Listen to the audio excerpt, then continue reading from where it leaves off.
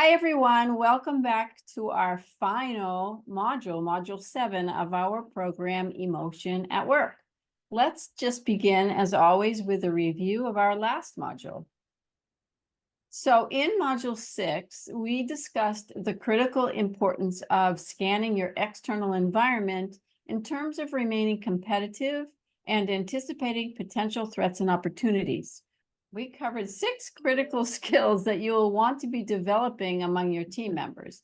As part of those skills, we emphasize the value in being able to identify behavioral shifts or shifts in the ways those with whom you interact, clients, competitors, etc., tend to think. We also shared several scanning techniques and recommended the Quest tool, as well as an impact matrix to be used as an evaluation tool. So let's turn now to our 7th and final module. So, should you be a door or a window? I know that's a funny phrase, but we're going to explain it. You're likely wondering what we mean by it. So we're going to start with Alice sharing our objectives. Hello, everyone, from my side as well. So let's go through our objectives of our last module. Should it be a door or a window? Through our introduction to today's topic, you'll understand exactly what we mean by the question, should you be a door or a window? First of all is addressing how fear impacts our decisions as leaders and managers. Second is understanding the role and the types of vulnerability in leading and managing. And the third one is exploring when to share information and when to hold it back. So in short, actually, it's about what you choose to keep to yourself and what you choose to share openly with your team and others. So I really love this picture. So there are times when you as managers and leaders may wall yourselves off from what's happening, much like a door. And there are likely times when you choose to be fully transparent and vulnerable, like a glass window. And sometimes we choose the door because of our ego or because we are afraid, uncomfortable, or indifferent. And sometimes we choose the window when we want to promote trust, openness, and vulnerability. What's important is that we work to understand when and why we make the choice we make. And one way to do that is by looking once again to the horse world for some analogies, something that we got you used with. Yes, and I think when it says sometimes we choose the door because of our ego or we're fear or discomfort, it's important for us to really come face to face to why we do it, right, Alice? Right. Yeah. So The reason why, exactly. exactly. So let's start with this vulnerability thing. So horses by nature hide their vulnerabilities. They can be quite stoic, particularly when they get injured or incapacitated in some way. That makes sense in the wild because to be perceived as weak means to become susceptible to predators. Even within their own herds, like within our own teams, sometimes the stallions in particular make a show of their power, even going so far as to initiate a fight to prove their strength and take what they believe is their deserved role as leader. Likely you've experienced that yourselves in the office with some people. Within a domesticated herd or with a very young horse, for example, they may behave quite differently, and therein lies the lesson for us. They learn through experience who to trust and when. And although hiding their vulnerability is hardwired through instinct, it is possible for domesticated horses to learn to express what they're experiencing and seek help and support. Now, when it comes to business, we're referring to much more than hiding or sharing vulnerabilities. We're talking about key messages, challenges, concerns, things like that. So let's take a deeper look at how this might play out in the office. So we too, as I said, can engage in power plays as well, and you likely know it all too well. Many of us have been on the receiving end of a power play, and we know it isn't a whole lot of fun. So there's always someone in a position of leadership who believes that she or he always has to show their strength, their power, their authority. They mistakenly believe that if they show any signs of vulnerability or uncertainty, well, that somehow implies weakness. And weakness could be interpreted by some as incompetence.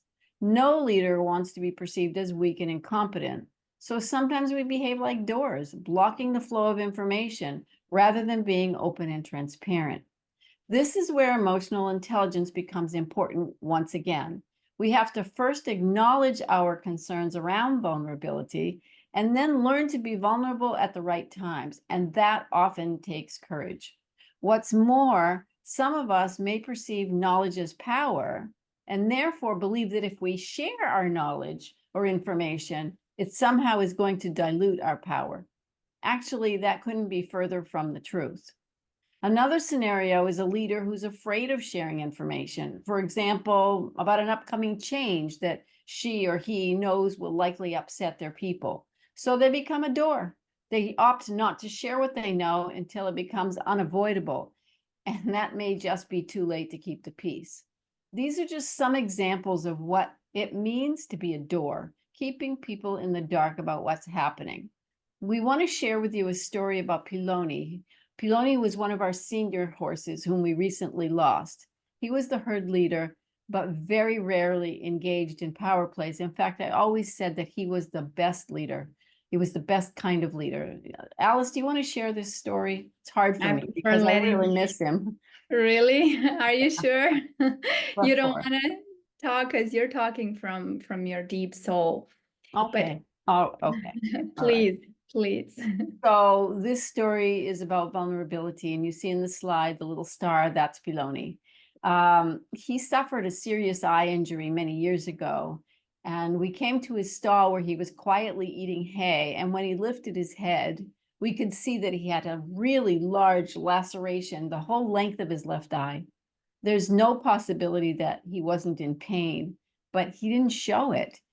That's the stoicism we spoke of earlier. He was actually, as I said, eating hay. When we seem unaffected by things, but in fact we are, that's stoicism. We don't want anyone to see us as vulnerable.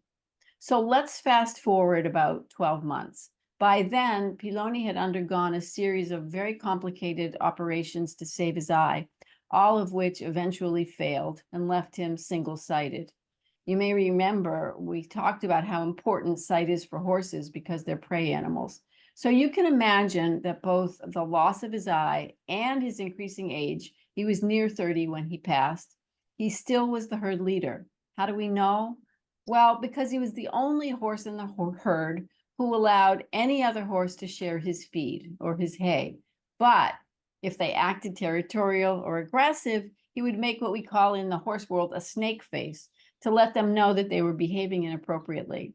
Once they stopped misbehaving, however, he let them continue eating with him. He never chased them, he never bit them, or showed them any other force of aggression. He just quietly kept everyone in line. All he ever did was give a warning look, and the other horses would quickly settle down. There was rarely any conflict, just respect. The point here is that vulnerability is not the enemy of leadership. In fact, vulnerability is an important and even critical, I might say, leadership quality. Now, not all horses or humans, for that matter, are like Piloni, willing and open to share for the greater good of the herd. Some will try to compensate for their weaknesses through dominance or aggression, keeping other people at bay, metaphorically blocking them. We know from our own experience as consultants, Alice and I, that there are managers who do block, and there are those who create open access for the people around them, just like Piloni. So let's get started with today's content and start with a question. Are you a door or a window? Alice, you want to take it?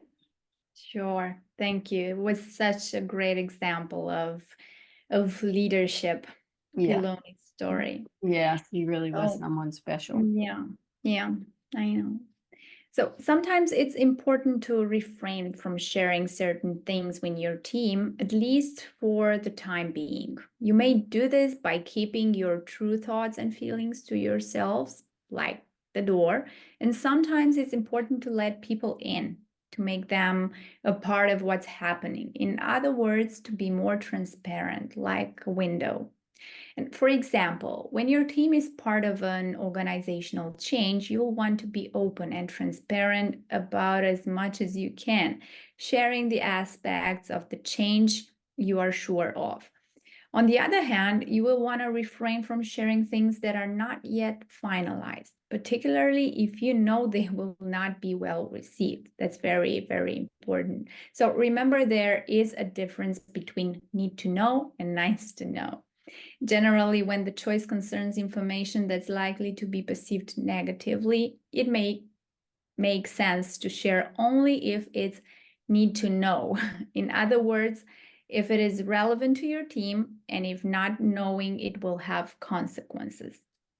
Then there is the issue of sharing information that may make us feel vulnerable. There are several types of vulnerabilities we want to cover here in this module. But first, let's look at what we mean by vulnerability and what we stand to gain or lose when we allow ourselves to be vulnerable through disclosure. In other words, when we choose to be a window. Right. That notion of what we gain or lose is a really important one because so many people feel that vulnerability means, as we said earlier, weakness. But Weakness, there's losing. there's so much to gain. So Sure. let's take a look at vulnerability. So vulnerability comes from the Latin word for wound, vulnus. Vulnerability is the state of being open to injury, could be physical or emotional, or appearing as if you are. That is a very good definition that Yeah. I associate now with vulnerability. I actually didn't know that until we did the research that vulnerability comes from that wound, that Latin word for wound. It's so interesting. Very interesting and true if we try metaphorically to put it in our everyday life and how we address it. Yeah. That's It very, can very feel wounding. It can feel wounding when we feel exactly, vulnerable. Yeah. exactly, yeah. Yeah. So we've defined a few types of vulnerabilities, some of which are more relevant to this lesson than others. One of them is social vulnerability. The potential impacts here are quite significant when you think about saving face, looking stupid, imposter syndrome, coming across as incompetent, unskilled, or unworthy of your role in front of your peers, managers, and others with whom you work. This is likely the most, the most, I don't want to say the most important, but the one that a lot of people feel at work. Fearful, Right? yeah. Yeah, this is the one that they fear the most is the social vulnerability. But anyway, go on. Very true. Yeah. Then it's the economic vulnerability, not relevant for horses, but highly relevant for humans. And the potential impact of wrong decisions, inappropriate actions, or communications that can result in economic setbacks or losses for your team or for the entire company. Then is the environmental vulnerability, when the team's internal culture is at risk in terms of morale, motivation, engagement, commitment, etc. It's the physical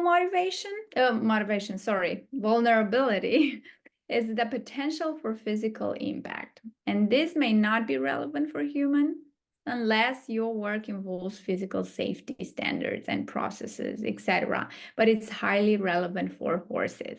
Yeah. And we choose two that we believe are more relevant for you. And we I wonder will, if you can guess which two they are. yes. Well, we won't keep you waiting to hear too long. So here we go. Assuming I can advance the slide. Yeah. So these two are very directly related to your work as leaders and managers.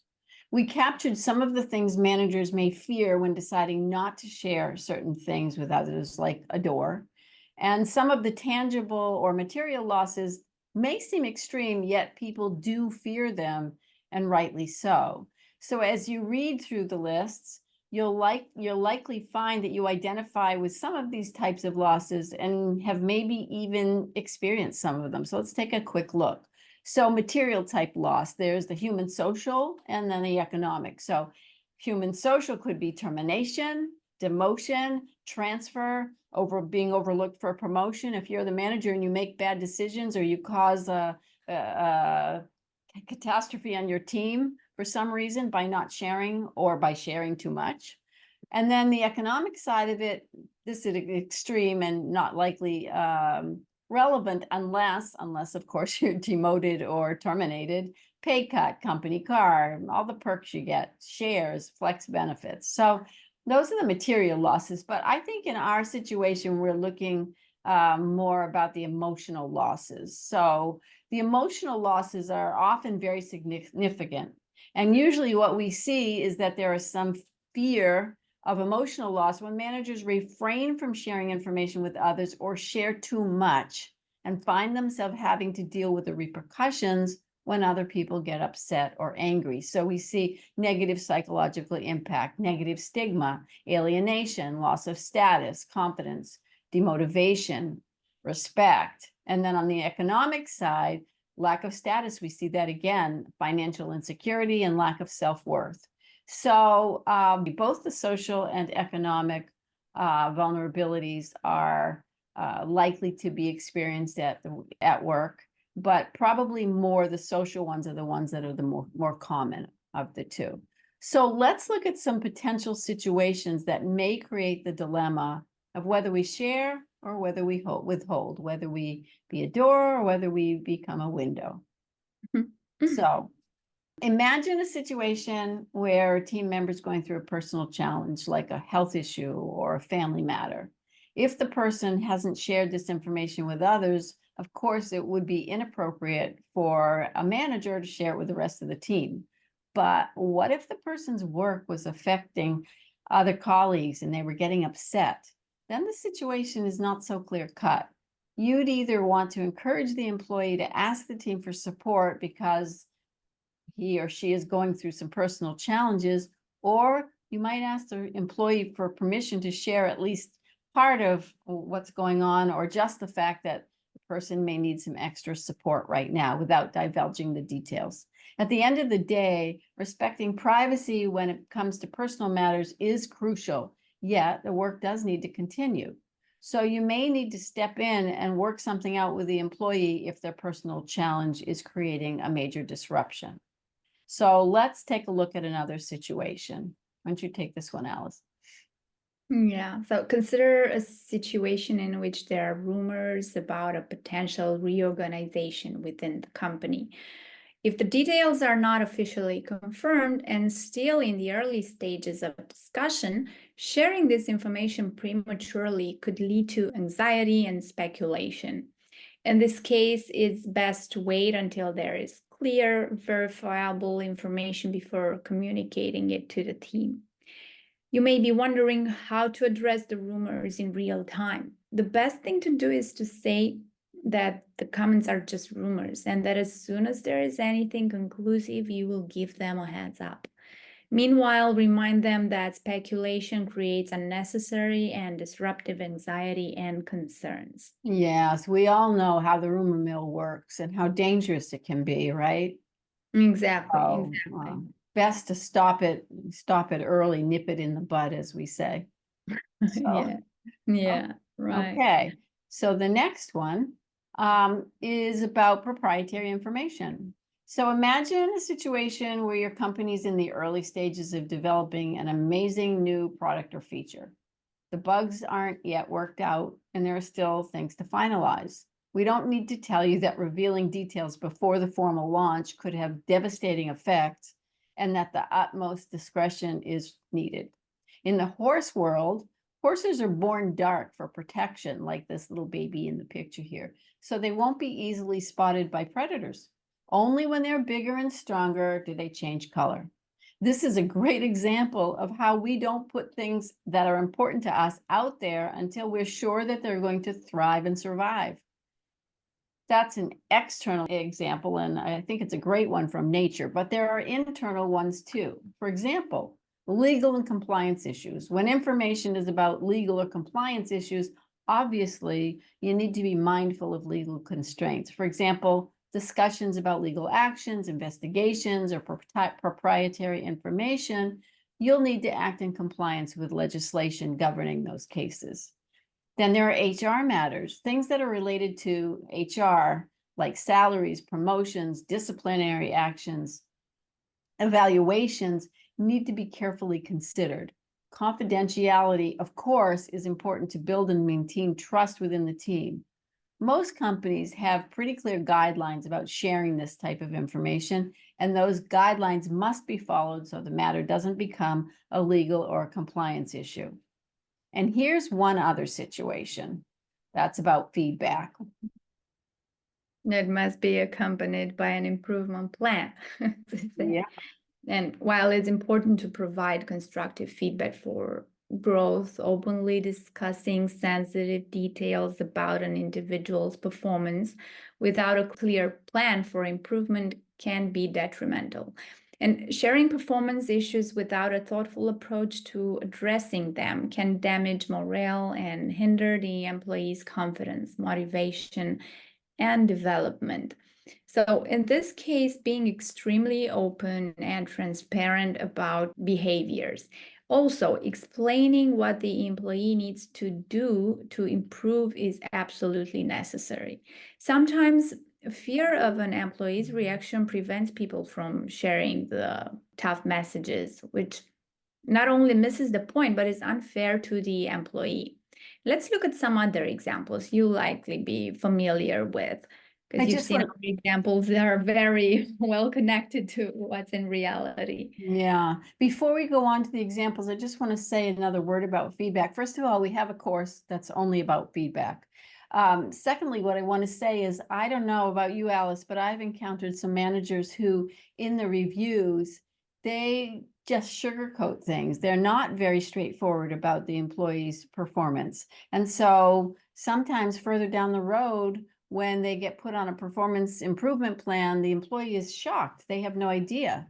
And it's because the manager wasn't straightforward, wasn't transparent about what was really the crux of the issue in terms of their performance. So that's what we're talking about here. We need to be very clear and transparent about what's going on, why the employee is underperforming, and then also equally clear about what they can do in the improvement plan to bring their performance up to a satisfactory level. So yeah. So do you want to start with the first example, or you want me to? Yeah, I can go on. Sure. Okay, go for it. So the first one is new project opportunity. What you said about delivering bad news. Yeah. So it's an example from the work environment that many of you may have actually experienced yourself. Let's say you're managing a team and things are going smoothly until your manager asks for a meeting and informs you that the new project your team has been impatiently waiting for has been assigned to a different group. I've heard this one once or twice. Yes, yes. So you're furious because you know your team has the experience, is well suited for the project, and they were promised it. You know this news will be devastating for them. You also know you need to manage your anger before speaking with the team. While you don't have any other option but to deliver the news soon, you do have options in terms of how much you share about your own feelings. What do you do? To what degree do you want them to know how you feel about it? What are the risks of being fully transparent? We have provided some questions to ask that will help you determine the best answer.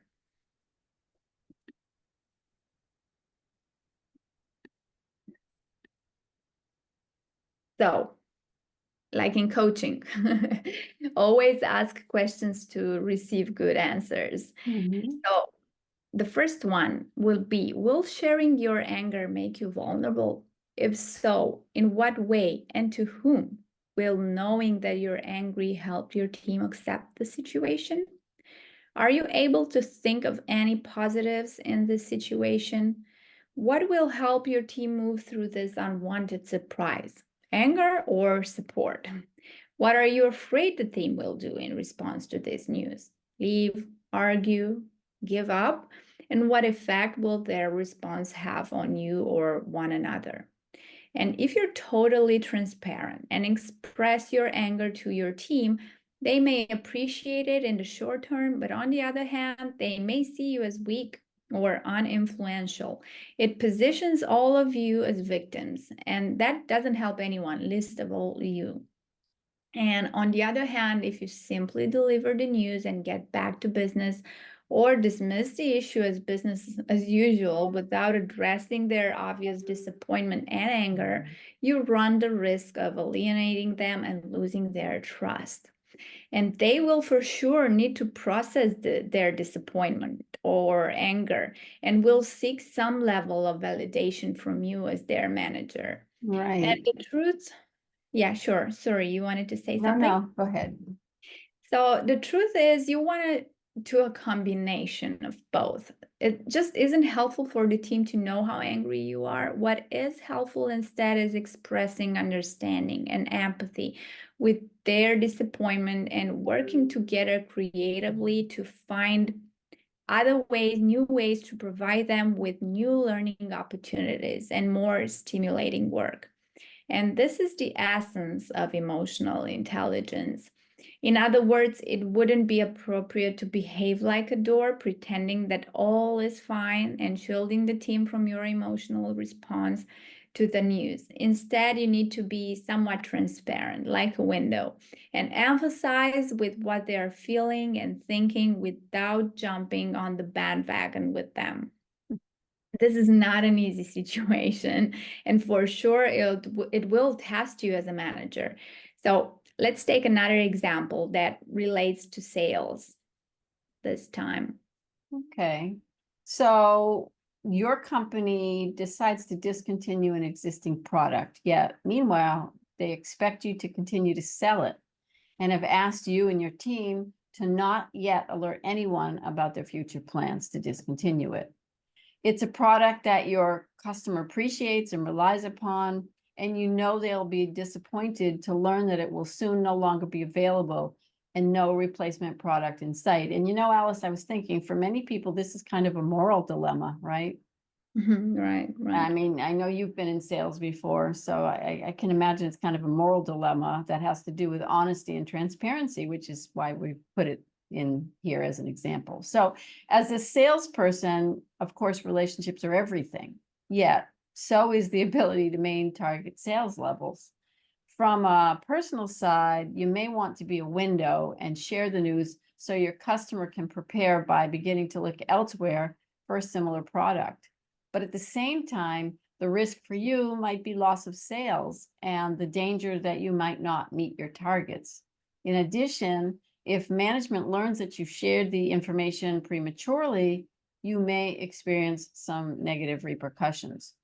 On the other hand, you could continue selling the product for as long as you can, ignoring the upcoming change in the product offering, like a door, without giving your customer a heads up. The risk here, of course, is loss of the customer's trust, faith, and loyalty, and perhaps eventually losing the customer altogether as a result of not giving them advance warning. Both approaches have their advantages and disadvantages. What do you do? Again, let's look at some questions that may help you weigh the risks of sharing or not sharing. So, some questions to ask. How many other products does this particular customer buy from me? Can I recoup the loss through the sale of other products? Is it possible to expand our footprint with this customer through other products and services? How important is this particular customer to my overall business portfolio? This question implies that your response may be different from customer to customer. The fifth question, how long have I had this relationship and how strong is the trust between us? And then lastly, what's the likelihood the customer will drop anyway when the product is discontinued? Now, these questions that we're posing won't necessarily give you the final answer, but they will help you think more deeply about what feels like the right thing to do and gives you a better opportunity to weigh, of course, the advantages and the risks, actually.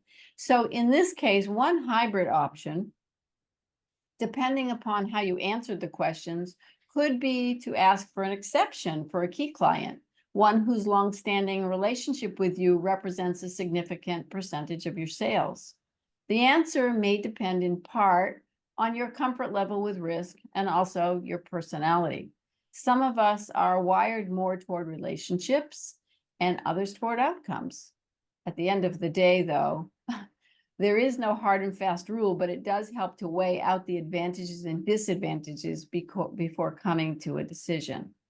Generally speaking, most situations will call for a combination of the two. It takes sensitivity, empathy, candor, and a genuine interest in preserving business relationships to arrive at the right mix. We can't always expect people to love the news we have to share, but we can deliver it in a way that they can appreciate and respect. And that's really what's most important here when we're talking about relationships. So we have another example about joint ventures. You want to take this one? Yeah, sure. So let's explore a scenario in the context of a joint venture between two companies. Imagine company A and company B are in the early stages of negotiations for a strategic partnership. Let's say the managers of both companies must decide how much information to share with their respective teams about the potential joint venture. In this situation, transparency is crucial to align the teams and foster collaboration, but prematurely sharing sensitive details could jeopardize the negotiation process or create uncertainty among employees. The managers might choose to communicate the broader strategic goals driving the joint venture, emphasizing the potential benefits for both companies and the envisioned collaborative efforts. However, they may decide not to disclose specific financial terms or other confidential details until the agreement is finalized. This ensures that employees are aware of the strategic direction without getting into potentially sensitive information that could change during the negotiation process. Maintaining open lines of communication about the progress of the negotiations, milestones, and the expected timeline for a decision can keep employees engaged and motivated. By sharing what is certain and pertinent while avoiding premature or speculative details, the managers can build a positive and focused atmosphere without their respective teams during the joint venture discussions. So, if we go on to the questions that you can ask yourselves when thinking about transparency in the context of joint ventures, you'll need to consider certain factors to determine exactly what to share. And here are the questions that you might find helpful. What are the strategic objectives and how much do you need to share to align your team with them? How sensitive is the information being discussed at this phase? How certain are the details? If disclosed now, would they negatively impact negotiations? How will the joint venture affect employees from both companies? What most employees need to know to understand the implications for their roles and the company. Are there confidentiality agreements or legal constraints that limit what you can share? How might transparency impact employee morale or engagement? What information is crucial for keeping the team motivated and positive? How does transparency fit in the overall communication plan? And last but not least, is there a feedback mechanism in place for employees to seek clarification when needed? And here is yet another similar examples about mergers and acquisitions being in the same big bubble, as we say it. There are a lot of questions here, but there would be for a joint venture, and there's a lot of uncertainty for employees, and it can be very tricky to navigate that and know what to share and when. Yeah. So, and the next example of mergers and acquisitions, it's similar but different because you've got one company acquiring another. So it's a little bit different dynamic. So let's consider that scenario. So company X is acquiring company Y, and managers on both sides must navigate the communication process with their teams. As you know, transparency is crucial to address concerns and uncertainties that often arise during an M&A. Oftentimes, the acquiring company is sort of like a big global conglomerate, and the acquired company tends to be a smaller, maybe startup. So the managers may choose to share the strategic rationale behind the acquisition, emphasizing the potential synergies and the benefits for both companies. It's important to convey a positive vision for the future and how the combined entities could create a stronger, more competitive organization. However, managers may decide not to disclose every detail of the plan immediately. Instead, they could share a high-level overview of the integration process, key milestones, and how the merger aligns with the overall business strategy. This approach helps in managing expectations and avoids overwhelming people with the intricate details before plans are finalized. What I have found in my experience is the thing that employees worry about the most is, what will it mean for our role? Will we be able to function as in a startup mentality? Will they strip us of our culture? Those kinds of things. And generally speaking, those answers aren't available right at the outset. It's very tough. So as the merger progresses, ongoing updates can be provided to keep employees informed about significant developments without sharing confidential or speculative, and that's an important word, speculative information. They're going to speculate all on their own. This way, the managers can maintain a balance between transparency and the need for confidentiality during the sensitive phases, fostering a sense of stability and confidence within their respective teams, which is so important. Again, here are some questions that you can ask yourselves about how much to divulge. First of all, legal constraints. What legal constraints or confidentiality agreements are in place? Secondly, at the end of the day, how will this M&A directly impact my employees? Thirdly, how certain are the specific details, and at what stage is it really best to share them? And then what information must employees know or understand regarding their roles, the new structure, and the way things will operate? How does this merger align with the existing organizational culture? This is a big one. And then what parts of the integration plan will help employees transition? Those would be the parts you'd want to emphasize. What channels can be used to address their concerns and foster understanding throughout the process? Would it be town halls? Would it be small focus groups? There needs to be a plan in place where people can address their concerns. Number 8, how can I mitigate the uncertainties, the inevitable uncertainties and concerns, while also providing reassurance and clarity? And then the last one is, how can I encourage open communication and employee feedback? So we put together a little reference list for you that no matter what industry you're in, the challenges are going to be similar. We tend to meet those same challenges across all industries, namely knowing when and what to share with our employees, with customers, and in some cases, even with colleagues. So we've given you several examples that highlight certain considerations that should always frame your decision concerning when to speak up about what and to whom in each case. It's always a delicate balance, but here we've compiled a table containing 10 considerations we believe are important in any situation. Now, you may find that some may be more relevant for one audience or one situation and some for others, but let's just walk through them quickly. So the first one, relevance to stakeholders. You're going to want to share details you believe will directly impact them or are important for their understanding of the situation. Remember the nice to know, need to know? Here we're talking about the need to know. The second one is about impact on trust. How might the level of transparency impact trust? Sometimes if we withhold, it hurts trust, but sharing too much too soon can sometimes backfire. The third one, legal and ethical constraints. You have to be aware of legal and ethical considerations before you share anything. The next one, timing and certainty. Think about sharing general information early and more detailed information as things become clearer and more sure. The fifth one, impact on morale and productivity. How might sharing details impact both of those? It might create feelings of inclusivity, but sharing incomplete or speculative details may also work against you.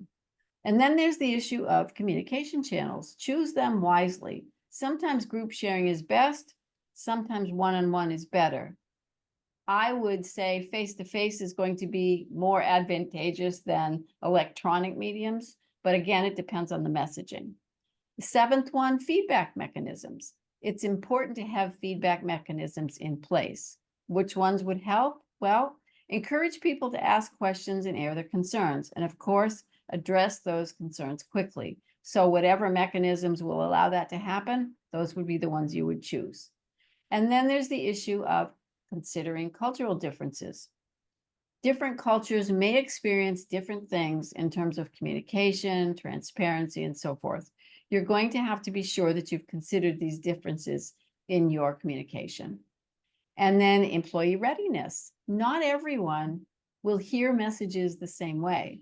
Some may be able to handle more and will process information more easily. Some just may not be ready to take it in. And then number 10, negative consequences. Weigh the potential consequences of sharing and withholding. You'll likely have to strike a tough balance between transparency and confidentiality. So Alice, why don't you run them through the summary? At the end of the day. Yes, at the end of the Yes. day. So, a consistent and a thoughtful approach to sharing timely and relevant information contributes to trust and loyalty over time. And by taking into account the considerations we've covered, you may make better, more informed decisions about when to be transparent, when to withhold information, and how to communicate most effectively, even in the most challenging situations. You'll get better over time at determining what to share and what not to say. And you'll quickly discover that rarely will 100% of the people be satisfied 100% of the time. That's impossible. Sure, right. Yes. Just make sure you have thought through your reasons for sharing or not sharing, and that your decisions are based on what's best for the company and your employees, not about what is easiest, less disruptive for you personally. And now on to our key takeaways, as we got you used with. Some of them for our final module would be learning when to fully disclose details of a situation and when to withhold is key to effective leadership, as we've seen. Partial disclosure can sometimes make sense, especially in situations of high risk. Full disclosure is often better for maintaining trust-based relationships. And often you'll have to choose between a focus on outcomes and a focus on relationships when deciding what to disclose with others. The fifth one would be the fact that there are many types of vulnerabilities, to be honest. So to be honest about, which is doubting your decision and explore ways to overcome it. The sixth one is stoicism and fear that often keep us from sharing when it would be in our best interest to share. And we are providing you with a list of all the questions for each of the various scenarios that we've covered in the examples we've talked before. And we believe it will be helpful for you as you encounter these types of situations and struggle with what to share and what to keep to yourself.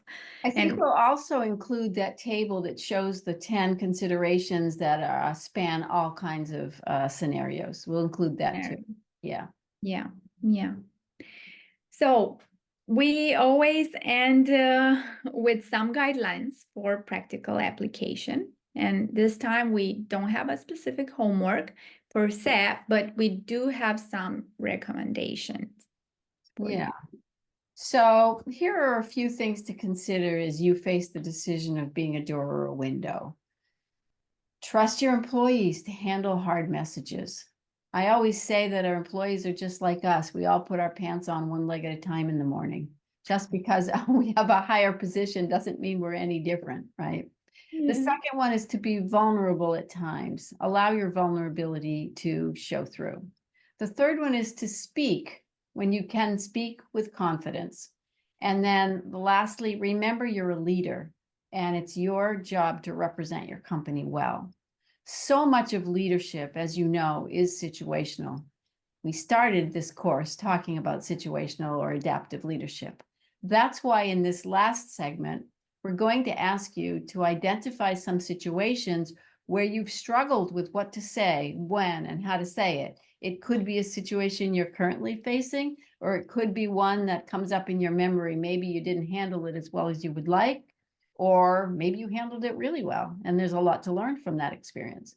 Then when we speak with you in our final coaching call, we can discuss those situations with you and help you gain greater comfort in making the best choices, allowing in a little bit of vulnerability and knowing when it's best to hold back.